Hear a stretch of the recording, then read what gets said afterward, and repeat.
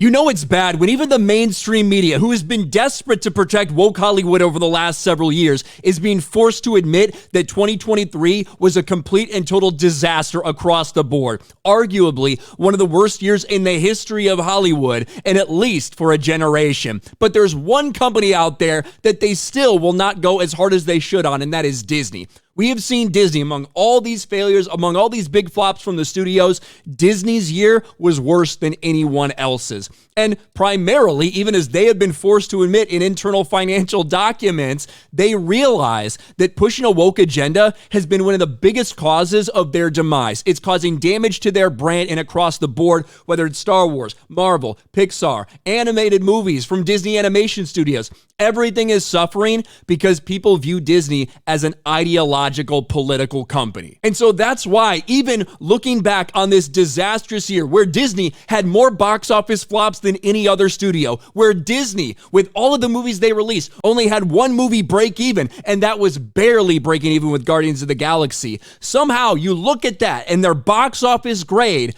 by a place like Variety is somehow not failing. Now, it is the worst of every single one of these studios. Every studio had a better year than Disney when it comes to how much money they lost versus how much profit they actually made.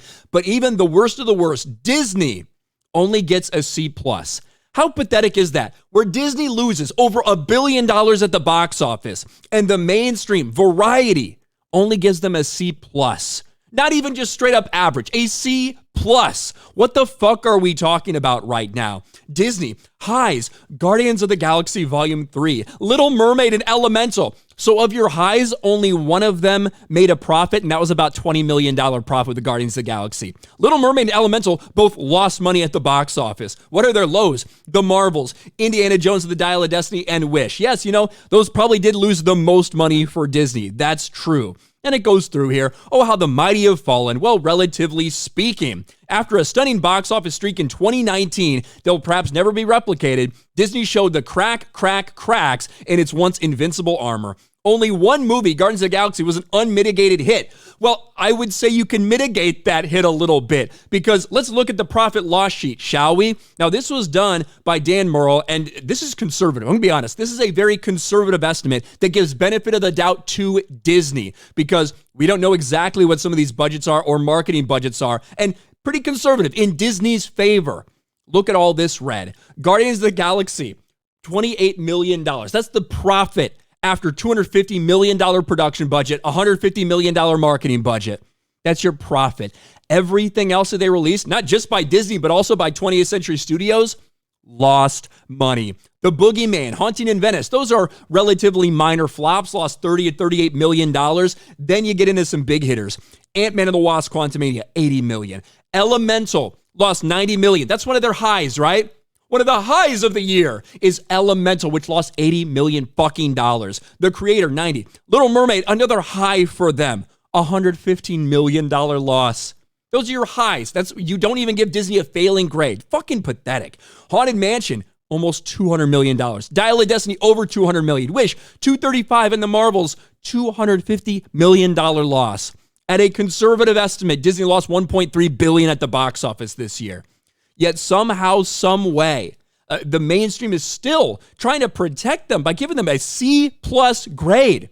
Granted, that's worse than Warner and Universal and, even Paramount, all these other studios out there that they gave grades to. But the idea that that's as low as you can go, that Disney, who probably had their worst year in history, 100-year history of Disney, and this was their worst year when you combine streaming losses, box office losses, linear television slowdown, stuff like that. So even when the mainstream media is finally forced to admit what we've been talking about for forever, that there's a problem in Hollywood, there's a problem in the entertainment industry, they are still desperately trying to protect a failing Disney. They can't even give them a failing grade. Absolutely fucking pathetic. Disney has a long way to go to come back. Remember when Bob Iger came back last year, said we're going to turn things around? What's happened since that historically bad year they had where the stock fell over 100 points? Since that point in time, the stock is basically at the same exact point it was a year ago. Look at this. Year to date, Disney's stock up 1.43 points, up 1% year to date. And that does not look like there's any turnaround in sight. What do you guys think about this? Let me know in the comment section below. Smash a like button, subscribe to the channel, ring the bell for notifications, share this video out there, and I'll talk to you later.